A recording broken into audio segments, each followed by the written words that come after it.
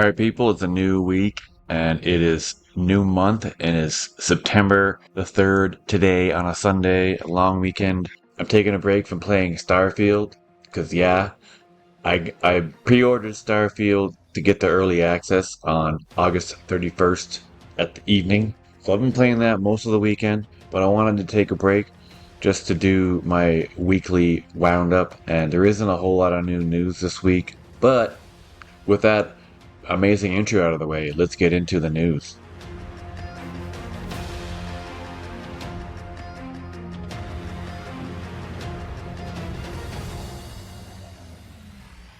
So, of course, don't forget to like and subscribe. And look at this, I'm up to 170 subscribers. Isn't that amazing? So, yeah, a new Five Nights at Freddy's trailer has just dropped. It pretty much tells you the entire story in the trailer, which is not good. I mean, there's not much to see here.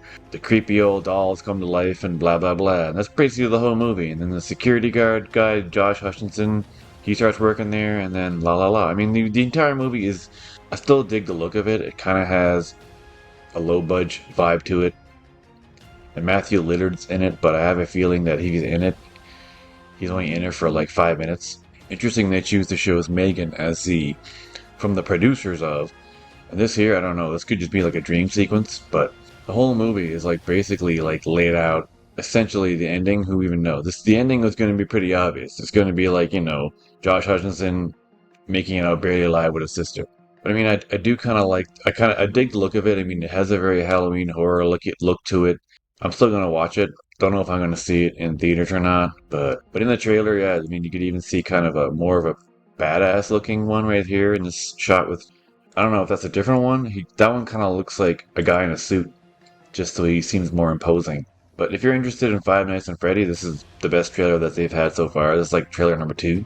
But over here on JoeBlow.com, they have some new posters that have been released for the movie. It's pretty interesting that Christopher Columbus was actually attached to direct this movie. That's kind of interesting. Like I don't know. Usually when movies like this come out, they're not a huge deal, so they're kind of directed by lesser known people. I don't know. I'm not sure. I don't know the series. I don't know if Freddy is like just the main. I guess Freddy is the main evil bear. I thought Freddy was maybe the name of like the place that they go to eat, or I guess it is called that, like Chuck E. Cheese. And you go to Chuck E. Cheese, and Chuck E. Cheese is the creepy robot thing that sings to you. But here are the 2 new posters. Can you survive Five Nights at Freddy's? From Blumhouse, producer Megan. Why do they keep talking about Megan? I never saw that movie, so I don't know. Maybe it's really good.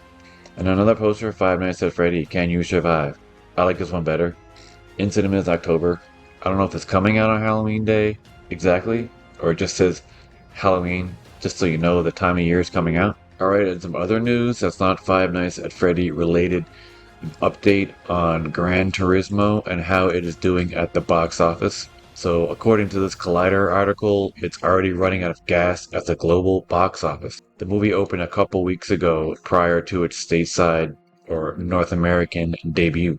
So Sony had a good weekend with Equalizer 3, which I kind of didn't really care much to see at all. I'll probably just see when it comes out somewhere else. While Gran Turismo will only hit the 30 million mark domestically by Monday, I guess it just assumes that or knows, because it's a long weekend, so I guess they have bigger expectations for longer weekends. People get an extra day to watch a movie.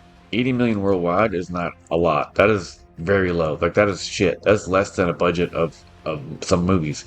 And the movie itself has a $60 million budget, so that's only 20 million they've made so far. That's not very much for a studio foot film. So the movie added an estimated 1.7 million from 64 overseas territories this weekend, after having opened internationally a couple weeks prior to its stateside debut. So internationally, it's made 50 million, which isn't that much better. While this is exactly the sort of performance that Sony would have liked, the movie will likely pass 100 million globally. Gran Turismo has at least made its money back its reported budget of 60 mil, which is pretty low actually. I was surprised. The rule of thumb states that films generally need to earn twice their budget to break even. So that's crazy. So it needs to make 120 million, and it might not do that, which means that Gran Turismo is nowhere near the finish line. But at least it didn't cost a bomb. By comparison, Sony last major game adaptation, Uncharted, cost about twice as much, but it made over 400 million globally.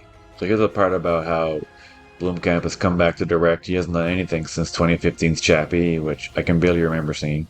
Wait, what the hell is this? His last film was a low-key horror titled Demonic. What in the hell?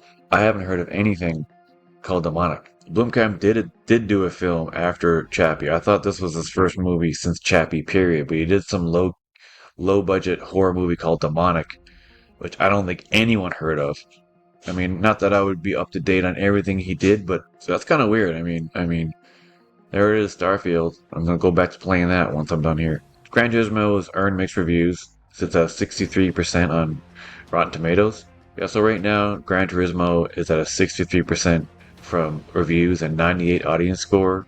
So that's pretty interesting. The audience score is at 98. So yeah, that tells you how the critics aren't the biggest fans, but the audience likes it more. And yet, it's barely made back its budget yet. Alright, well that's it for what I could find for this past week. Yeah, so for the week of August 28th to September 3rd, that is all the exciting video game adaptation news. In the world of video games itself, Starfield has come out, and I don't know how well it's doing yet. It doesn't officially release to everybody until September 5th, but I pre-ordered to play it, so it'll be interesting to see the numbers for that. But this channel is about adaptations, not video games themselves. But maybe I will do a review of it. I'm still playing it. I'm not even 20 hours in, so... But until next time, people, thanks for watching. Don't forget to like and subscribe and keep gaming.